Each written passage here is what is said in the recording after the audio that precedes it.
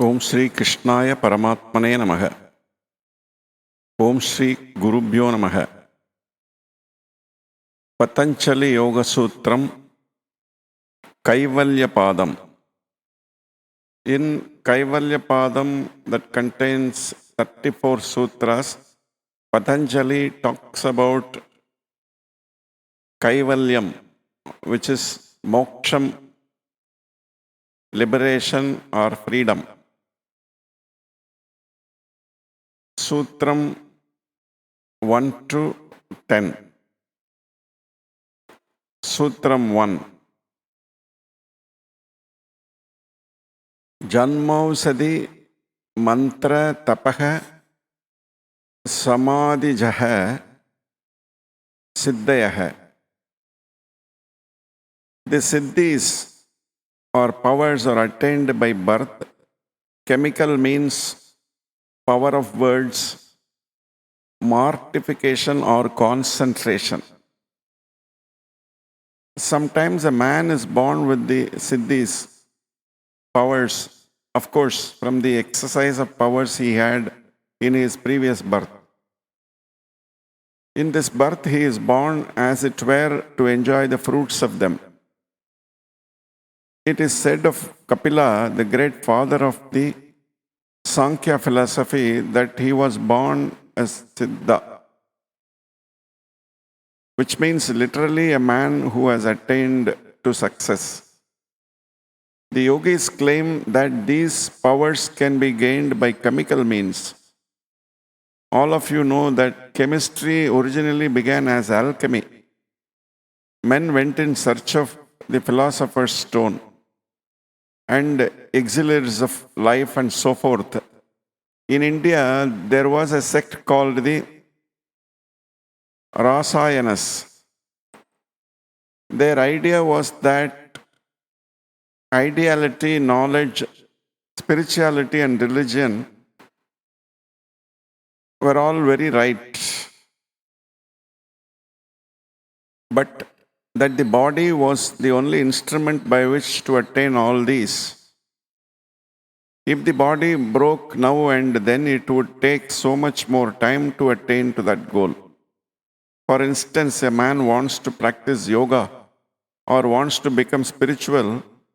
Before he has advanced very far, he dies. Then he takes another body and begins again, then dies and so on. And in this way, much time will be lost in dying and in being born again. If the body could be made strong and perfect so that it would get rid of birth and death, we should have so much more time to become spiritual. So these Rasayanas say, first make the body very strong, and they claim that this body can be made immortal. The idea is that if the mind is manufacturing the body, and if it be true that each mind is only one particular outlet to that infinite energy, and that there is no limit to each particular outlet getting any amount of power from outside, why is it impossible that we should keep our bodies all the time? We shall have to manufacture all the bodies that we shall ever have. As soon as this body dies, we shall have to manufacture another. If we can do that, why cannot we do it just here and do without getting out? The theory is perfectly correct. If it is possible that we live after death and make other bodies, why is it impossible that we should have the power of making bodies here without entirely dissolving this body, simply changing it continually? They also thought that in mercury and in sulfur was hidden the most wonderful power, and that by certain preparations of these, a man could keep the body as long as he liked. Others believed that certain drugs could bring powers, such as flying through the air, etc. Many of the most wonderful medicines of the present day we owe to Rasayamas.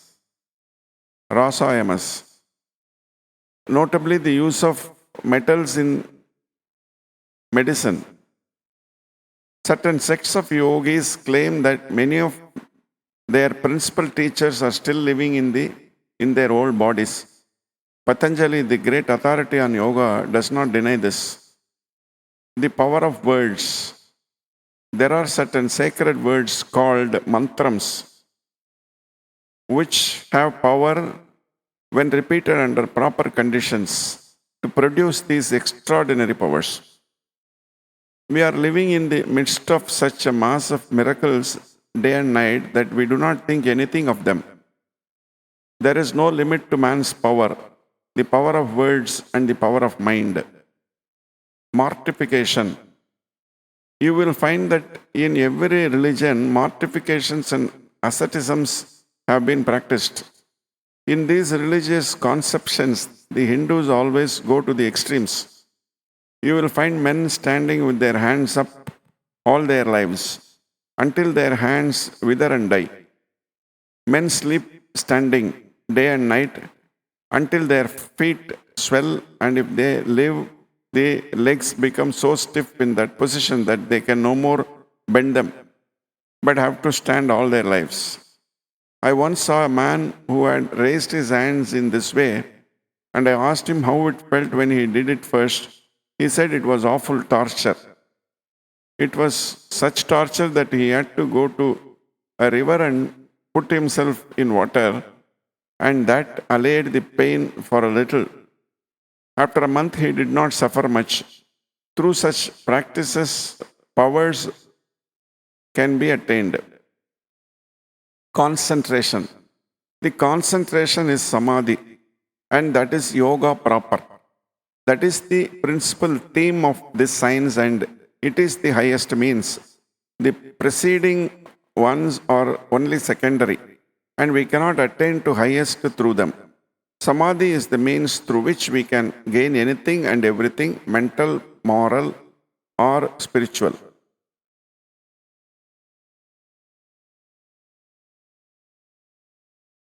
Sutram 2. Jati antara parinamaha prakriti apurat. The change into another species is by the filling in of nature. Pathanjali has advanced the proposition that these powers come by first, sometimes by chemical means, or they may be got by mortification, and he has admitted that this body can be kept for any length of time. Now he goes on to state what is the cause of the change of the body into another species, which he says is by the filling in of nature. In the next aphorism, he will explain this. Sutram 3.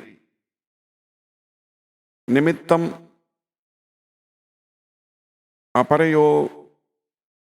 अपरयोजकं प्रकृतीनां वर्णभेदास् तु ततः क्षेत्रिकवत्. Good deeds, etc., are not the direct causes in the transformation of nature, but they act as breakers of obstacles to the evolutions of nature, as a farmer breaks the obstacles to the course of water, which then runs down by its own nature. When a farmer is irrigating his field, the water is already in the canals. Only there are gates which keep the water in. The farmer opens these gates, and the water flows in by itself by the law of gravitation. So all human progress and power are already in everything. This perfection is every man's nature. Only it is barred in and prevented from taking its proper course. If anyone can take the bar off in Russia's nature, then the man attains the powers which are his already.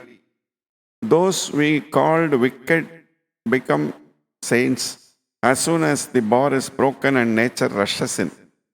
It is nature that is driving us towards perfection, and eventually she will bring everyone there. All these practices and struggles to become religious are only negative work to take off the bars and open the doors to that perfection which is our birthright, our nature. Today, the evolution theories of the yogis will be better understood in the light of modern research. And yet, the theory of the yogis is a better explanation. The two causes of the evolution advanced by moderns, namely sexual selection and survival of the fittest, are inadequate.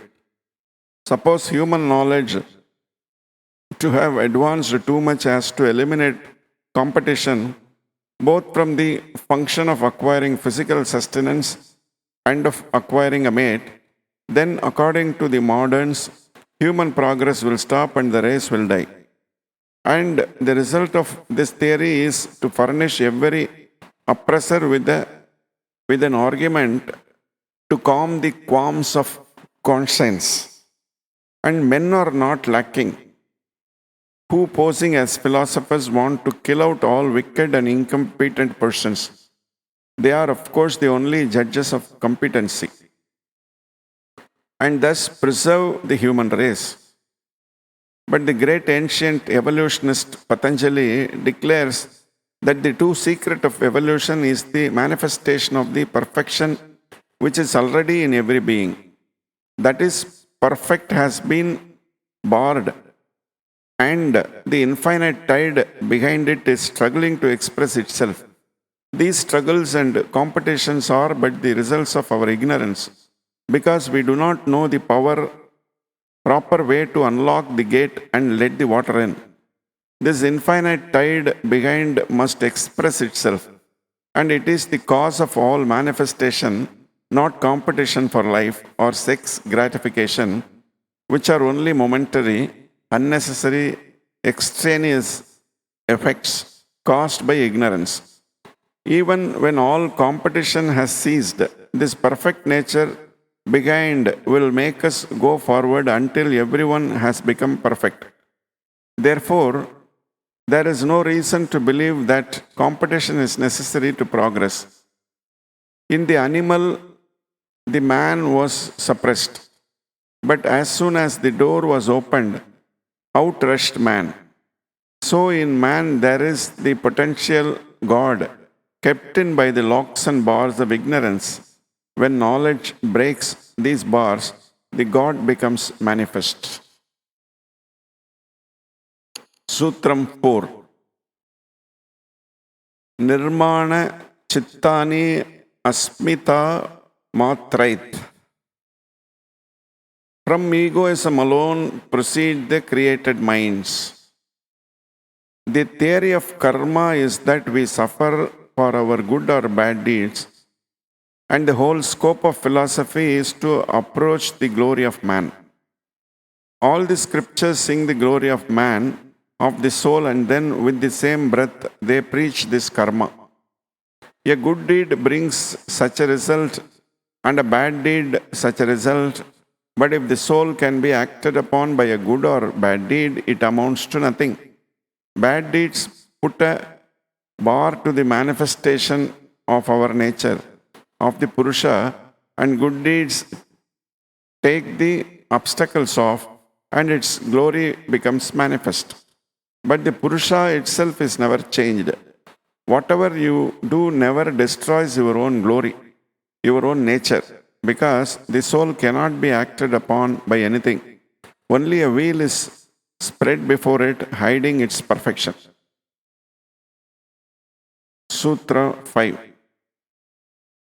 Pravritti bhede prayojakam chittam ekam anekesham.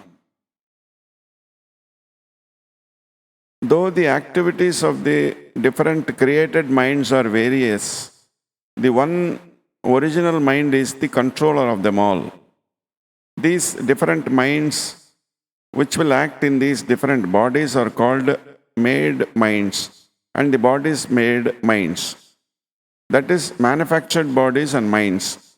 Matter and mind are like two inexhaustible storehouses. When you have become a yogi, You have learned the secret of their control. It was yours all the time, but you had forgotten it. When you became a yogi, you recollect it. Then you can do anything with it, manipulate it any way you like it. The material out of which that manufactured mind is created is the very same material which is used as the macrocosm. It is not that mind is one thing and matter another, but they are different existence of the same thing. Asmita, egoism, is the material. The fine state of the existence out of which these made minds and made bodies of the yogi will be manufactured. Therefore, when the yogi has found the secret of these energies of nature, he can manufacture any number of bodies or minds, but they will all be manufactures. They will all be manufactured out of the substance known as egoism. Sutram 6. Tatra dhyanajam anashayam. Among the various chittas, that which is attained by samadhi is desireless. Among all the various minds that we see in various men, only that mind which has attained to samadhi, perfect concentration, is the highest. A man who has attained certain powers through medicines or through words or through mortification still has desires, but that man who has attained to samadhi through concentration alone is free from all desires. Sutram 7.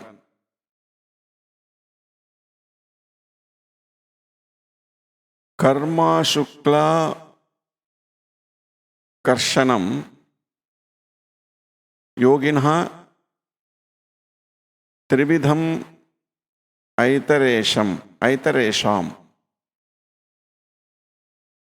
Works are neither black nor white for the yogis. For others, they are threefold: black, white, and mixed. When the yogi has attained to that state of perfection, the actions of that man and the karma produced by those actions will not bind him, because he did not desire them. He just works on. He works to do good and he does good, but does not care for the result, and it will not come to him. But for ordinary men who have not attained to that highest state, works are of three kinds: black, evil actions; white, good actions; and mixed. Sutram 8. Tatastad vipaka anugunanam eva abhivyakti vasananam.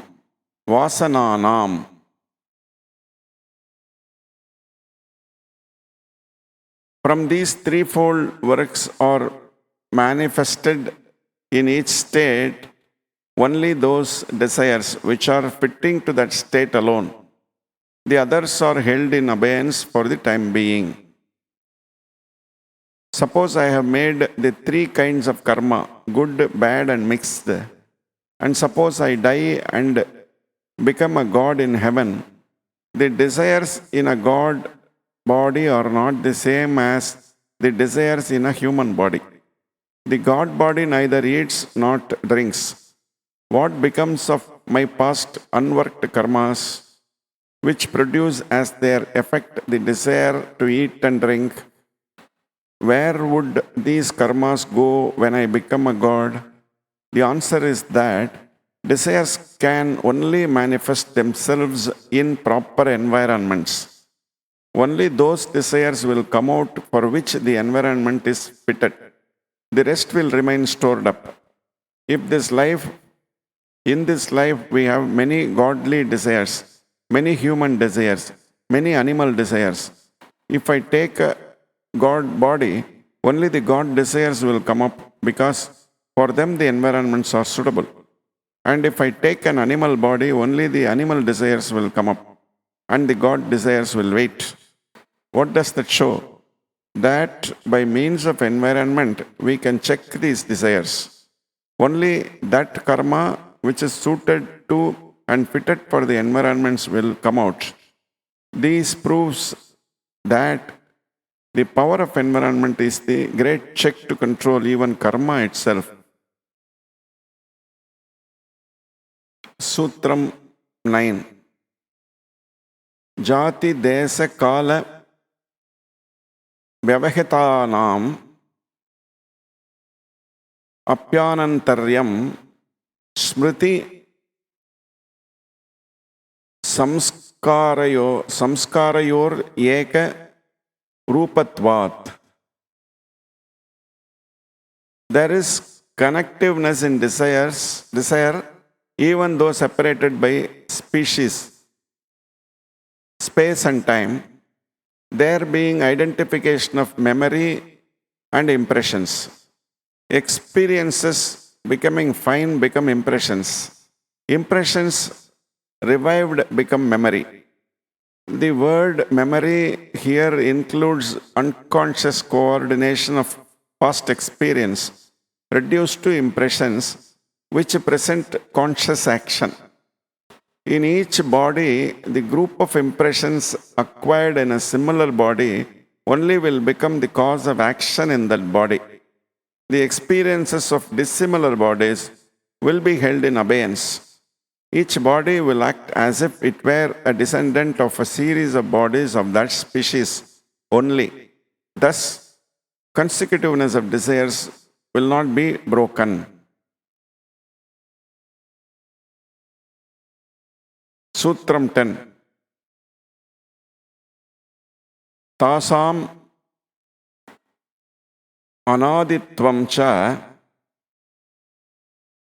asisha nityatvat.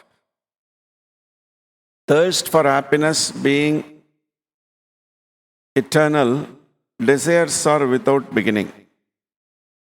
All experience is preceded by desire for becoming happy. There was no beginning of experience, as each fresh experience is built upon the tendency generated by past experience. Therefore, desire is without beginning. This completes the first 10 sutrams of Kaivalya Paadham of Pathanjali Yoga Sutram. In these 10 sutrams, Pathanjali talks about the powers that are beyond the nature which are being acquired by way of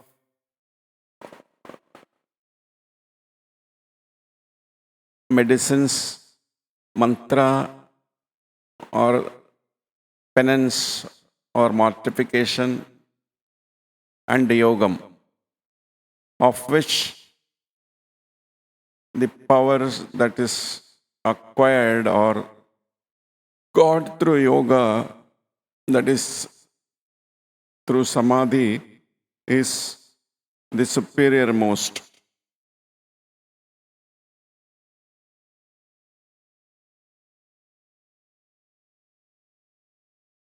And also he talks about samskara or karma that will keep on continuing till the Kaivalyam or the moksha is attained. And he also talks about the fructification of samskaras requiring suitable environment and bodies.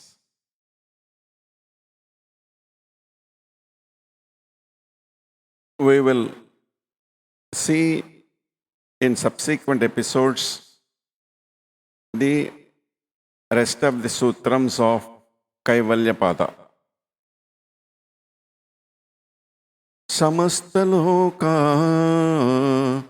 sukino bhavantu Om Shanti Shanti Shanti.